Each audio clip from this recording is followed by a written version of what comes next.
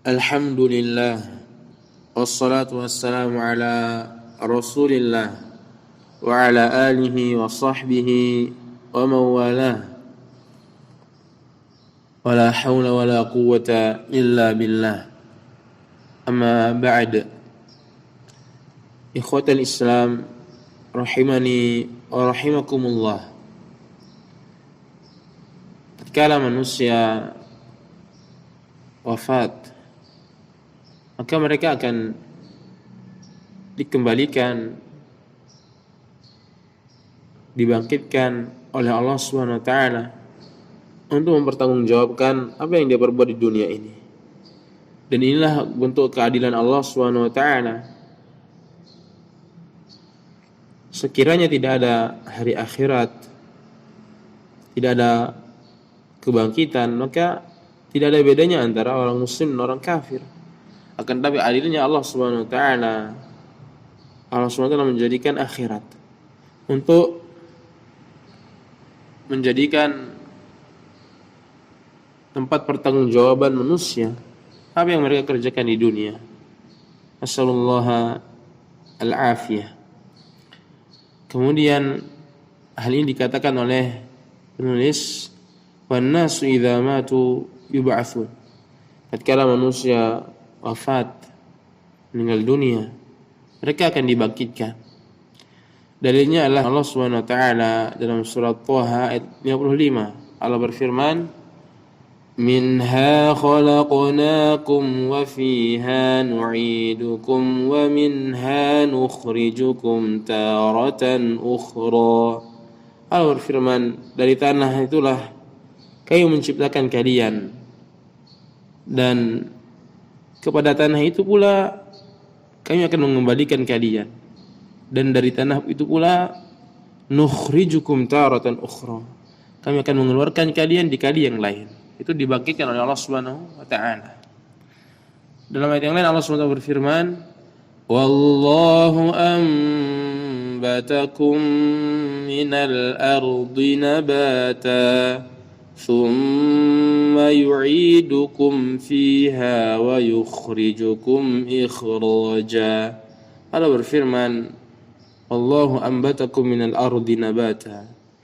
Allah SWT menumbuhkan kalian dari tanah dengan pertumbuhan yang baik. Maksudnya Allah SWT menciptakan Adam dari tanah, sementara kita ada di sulbinya.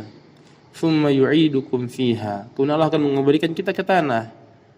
Wa yukhrijukum ikhraja, dan akan membangkitkan kita kembali. Surat Nuh ayat 17-18. Kemudian setelah kebangkitan ini, sebagaimana yang kita katakan, manusia akan dihisab, manusia akan diminta pertanggungjawabannya, kemudian akan diberikan balasan sesuai amal perbuatannya. Allah penulis mengatakan, wa ba'dal ba'thi muhasabuna wa majziyuna bi a'malihim.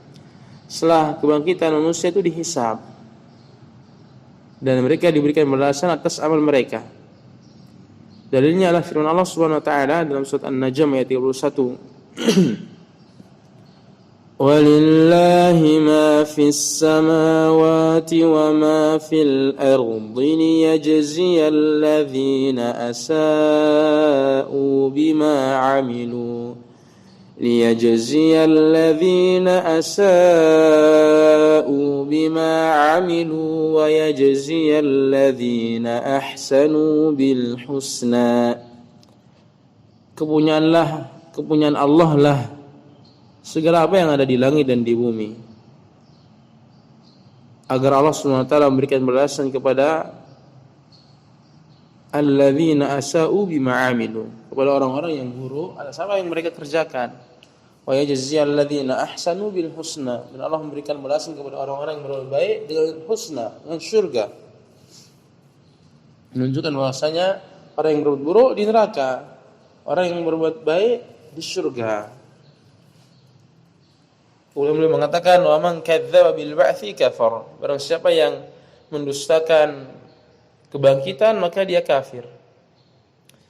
Ini pembahasan tentang alur kehidupan manusia. Setelah itu beliau menyebutkan tentang Allah SWT mengutus para rasul. Mengutus para rasul sebagai pemberi kabar gembira dan peringatan. Fa arsalallahu jami'ar rusuli mubasysyirin wa mundzirin.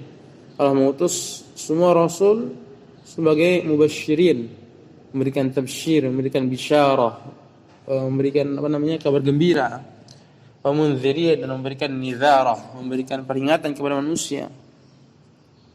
Dalilnya adalah firman Allah Subhanahu wa taala, rusulan mubashshirina wa mundzirina li'alla yakuna lin-nasi 'ala Allahi hujjatun ba'da ar-rusul. Allah berfirman, rasul-rasul yang menyampaikan kabar gembira, memberikan peringatan agar manusia tidak memiliki hujjah lagi di hadapan Allah Subhanahu wa taala. Telah sampai hujjah kepada mereka, yang mereka menolak, maka pada hari kiamat kelak mereka tidak bisa memberikan alasan. Wa awwaluhum Nuh wa akhiruhum Muhammadun alaihi wassalatu wassalam wa huwa khatamun nabiyyin la nabiyya ba'dah. Nabi yang pertama adalah Nabi Nuh, Rasul yang pertama adalah Nuh alaihi salam, dan Rasul yang terakhir adalah Nabi Muhammad sallallahu alaihi wasallam, dan beliau adalah penutup para nabi dan tidak ada nabi setelah beliau. Dan ini menunjukkan bahwasanya Rasul dan Nabi berbeda. Karena Nabi yang pertama Adam, tapi Rasul yang pertama Nuh alaihi wasallam. Maka ulama pun berbeda pendapat tentang pendefinisian Rasul dan Nabi.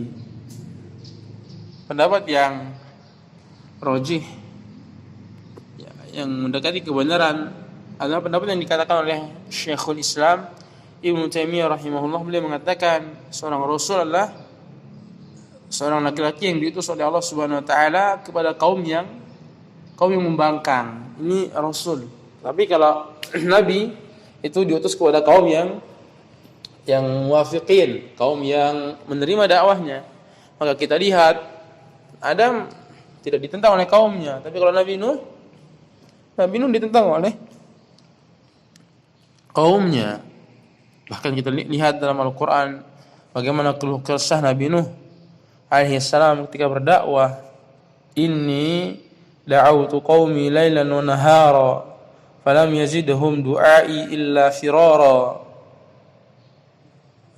Nabi Nuh mengatakan, ya Allah ya Rabb, aku mendakwahi mereka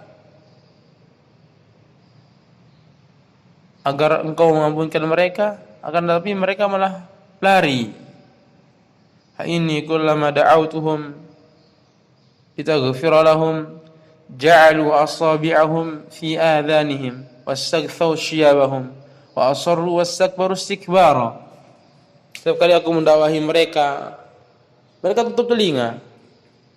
Mereka mengangkat bajunya ke muka. Ini bahasa kiasan, tapi ada maksudnya kata sebagian para ulama. Intinya membangkang mereka. Wa asarru, mereka terus dalam kebangkangan, wastakbaru istikbara, dan mereka menyombongkan diri. Ini keadaan kaum-kaum terdahulu. Maka kita lihat Nabi Musa, karena beliau rasul. Rasul adalah kaum yang diutus, seorang nabi atau rasul, seorang laki-laki yang diutus oleh Allah Subhanahu wa taala kepada kaum yang menyimpang. Kaum yang menyimpang dan menolak ajaran rasul tersebut. Nabi Musa berhadapan dengan ayah angkatnya, Fir'aun, qabbahahullah. Semoga Allah memburukkan dia.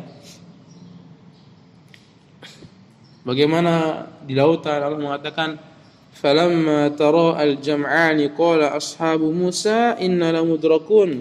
Ketika kedua belah pihak sudah saling melihat, Musa melihat pengejaran di belakang, sementara Fir'aun melihat mangsa depan mata. Sehingga kaum Nabi Musa mengatakan, inna lamudrakun. Wahai Musa, kita ketangkap. Apa kata Nabi Musa? Qala kalla inna ma'iya rabbi sayahdin. Enggak mungkin ketangkap. Aku bersama Rabbku dan Rabbku akan memberikan jalan.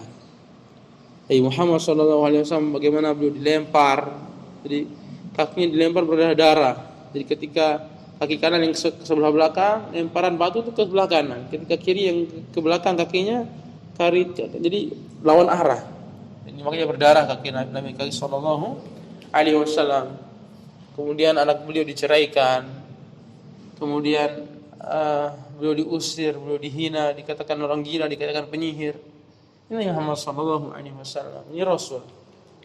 Intinya Rasul adalah laki yang diutus kepada kaum yang membangkang, durhaka kepada para rasul. Sementara Nabi adalah mereka yang diutus oleh Allah Subhanahu wa taala kepada kaum yang menerima dakwahnya, dan tidak ada rasul dari kalangan perempuan. Dalil yang menunjukkan bahwasanya Nabi Muhammad sallallahu alaihi wasallam adalah nabi terakhir, maka Muhammadun aba ahadin min rijalikum walakin Rasulullah khataman nabiyyin. Al-Ahzab ayat 40. Sungguh Muhammad sallallahu alaihi wasallam bukanlah bapak salah seorang di antara kalian, yaitu Zaid. Karena dulu sering orang-orang zaman sahabat mengatakan Zaid bin Muhammad, padahal Zaid ini anak angkat doang. Jadi Allah SWT mengatakan Muhammad bukanlah bapak salah seorang di antara laki-laki di antara kalian, maksudnya Zaid. Walakin Rasulullah wa khataman nabiyyin. Akan tapi Muhammad adalah Rasulullah dan penutup para nabi. Dalil yang menunjukkan bahwasanya Nabi Nuh adalah Rasul yang pertama, firman Allah, Inna auhayna ilaika kama auhayna ila Nuhin wan nabiyyina min ba'di. Sesungguhnya kami memberikan wahyu kepadamu Muhammad sebagaimana dahulu kami memberikan wahyu kepada Nuh dan nabi-nabi setelahnya. Dan Allah mendahulukan penyebutan Nabi Nuh, menunjukkan bahwasanya Nabi Nuh adalah Rasul yang pertama. Nah, sallallahu ala nabiyina Muhammad wa ala alihi wa sahbihi wa sallam. Alhamdulillahi rabbil alamin. Bekasi, Rabu 8 Juli 2020, perpustakaan kampus SED